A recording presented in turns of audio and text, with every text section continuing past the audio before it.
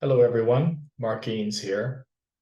Today, with coffee and tea, normally I'm here with Maria. She has her cup of tea, I have my cup of coffee, and we have conversations regarding art. But today it's just me going solo. Maria asked me, and I've been asked by others in recent times, to let people know who perhaps have not followed us in recent time to know a little bit more about my work, about my history as an artist. And so I decided I would put together a brief slideshow.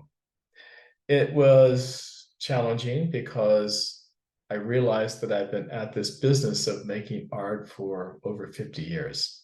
So the idea of encapsulating 50 years of experience and studies was going to be challenging, but I think I've done it. And so without further ado, for those of you who either know me and my work, or perhaps more importantly, for those who are just getting acquainted for the first time, I have prepared this brief slideshow of my development as an artist. Here's the first slide, 53 years an overview. Quite a task, but I am going to begin at the very beginning.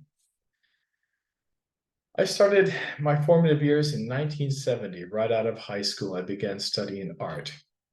And so these first few slides illustrate that. On the top left, you see a study of the artist Sicily. When I was an artist student at UC Santa Barbara, one of my mentors, Irma Cavett, had us do many, many studies of various artists. Cezanne was one of my very favorites, by the way. So I learned a very traditional, formal way of drawing and painting.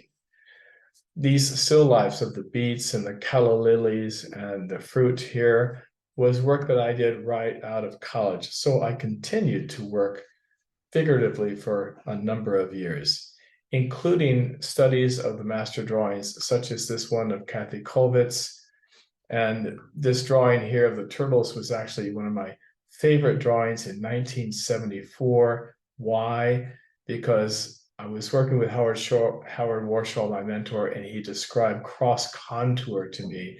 And I did these drawings of this turtle, and it made absolute sense, the power of the cross contour line. That's why I included that particular drawing, very dear to me. Well, fast forward to 1984. From 1970 to 1984, I did work in a figurative fashion. However, in 1984, I began doing graduate work at Mills College in Oakland, California. I did a number of things there, but I'll show you these few here. I was at the time influenced by a number of artists that I was looking at, but one of the artists that really impacted me and resonated was the work of Constantine Brancusi, seen here in the slide on the left. This is from his studio in Paris. So these forms that I was drawing on these very large pieces of paper, to my mind, really resonated in terms of the simplification of form. And as you can see, the figure is there. It did not go away. And I did a lot of these drawings where I would draw, erase, and the whole series became known as synthesis. It culminated in this particular drawing on the right, which was twice this size. So it measured about 6 feet by, 10 feet or so. And then I, at the same time, was working in ceramics. So I was doing these very large scale wall piece ceramics that sort of accompanied the drawings. Now, even though I was continuing to move into the realm of abstraction, my love for drawing, and particularly my love for studying the masters, never waned. These are drawings that I did some 20 years ago, and these culminated in a one-person show in Paris. They're very large, and I'll talk about this one here for just a moment. This is a study after Rembrandt. I saw this small etching at the Louvre Museum. It's very small. It's maybe something like 4 by 6 inches, 5 by 7. It's an etching. But I was struck by its power, and I was struck by its design, and it really felt operatic to me. So I decided to make a very large drawing of it, something more like 3 by 5 feet or so. And that led me to make other drawings of other masters on a large scale. I wanted to really understand their designs and understand their weight and power, not only on a technical term, but these very powerful stories. I was leading towards abstraction, as you can see here on the right, the study of Tiepolo. Um, Let me continue. These drawings culminated in a very large drawing. This was the raft of the Medusa, and this, I think, measures something like 7 or 8 feet by about 10 or 12 feet. And I had seen this painting by Géricault in the Louvre Museum in Paris and was deeply moved by it. The story is quite interesting. Very briefly, it tells the story of a slave ship leaving Africa, heading towards France. Géricault felt that it was time for Paris to sort of wake up to the fact that it had gone adrift. And the story is that the slave ship actually sank, and the survivors ended up on a raft here. Many died, and just a few survived. But the point of my story here is that Géricault had one of the slaves at the top of this pyramid form of people waving. And actually, there's a ship out here at the horizon, right out here. And so ultimately, they were saved. But Géricault's message was to make this slave the hero of the story, if you will. And more importantly, that he was suggesting that all of France was adrift because of their policy towards slavery. I've chosen to arrange some images here to talk about influences that have become very important over the years and the nature of abstraction. I've looked at many, many artists over the years. These three I've chosen, Corot, Paul Klee, and Richard Diemenkorn, out of many artists, but to make a few points. Much could be said about the importance of influences in art. I don't think that any of us create in a vacuum.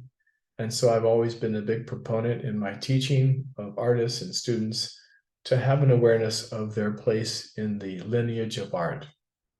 When it comes to the nature of abstraction, that's more involved and it's a little trickier, but I'll attempt to just touch on it today. Here you have this beautiful painting, the cityscape by Corot, the French painter of the 19th century. And what I've done is I've taken a segment of this, I've turned it upside down, and here we have this image. Now, if one were to look at this image by itself as a painting, they might think to themselves, well, it has architectural references, but really it's pretty abstract, this arrangement of shape and color and value and pattern. The point being is that we tend to think of abstraction as images that make no sense to us or we have no reference to, but that's simply not the case. Any good painting in terms of its design has pure abstraction at its foundation. I also included Paul Klee here on this image here because I absolutely admire and even love his ability to use color for its intensity to create not just spatial play, but light, a sense of light play. And I'll show you in one of my own paintings in the subsequent images how this has been very influential to me. Richard Diemenkorn is here on the upper right and the lower right. Once again, you can see that these are recognizable images. Here you have a landscape and here you have a cityscape, but he is pushing towards abstraction. And that's something that's always been very attractive to me, very interesting to me. And to this day, I am very intrigued by where those two worlds meet, the world of recognizable imagery and when it moves into abstraction. Much more to be said about that, obviously. So I've chosen these 5 images. This is all fairly recent work within the last few years. And if you look to the far right here, this painting here, clearly it's, to my mind, I am thinking about Paul Klee. I am trying to sort of channel him in a way in terms of what he's doing with color and how he's creating color as luminosity, working with these dark tones and then punching up the saturation in other areas. And then these are fairly large paintings here. They're about 4 by 4 feet. This one's about 6 by 6 feet. These are all acrylic with ephemera. I use a lot of collage materials in my work. And I am pretty interested in recent years in really working on color, the arrangement of color, formal issues with design, and having both figure and the architectural aspects sort of work their way into the images. I'm very taken by both nature, the human form, and architecture. These last slides of these 8 images I included because the role of photography for me has been extremely important. That is the ability not only to look, but to see. As you can see, these images are mostly of old walls and doorways, windows, and portals. These are the images that catch my eye, catch my attention. These are the images that move me, that inspire me, that motivate me.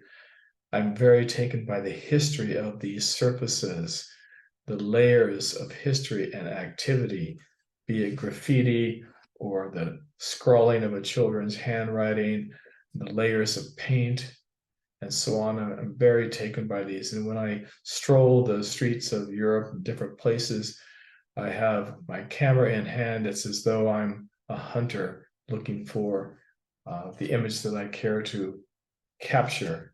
And those surfaces of history I try to achieve in my own paintings.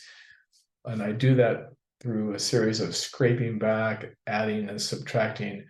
You're looking at slides here, but if you were to see the actual paintings, you would see old wallpaper, you would see lots of scraped back surfaces, much texture, and so on and so forth. So it's fair to say that photography has been an extremely important resource for me as an artist.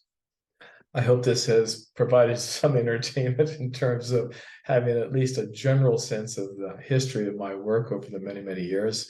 And there is Maria coming in with her, her waving. So yes, that was quite a task, Maria, trying to put in 53 years of work in, 6 slides or so.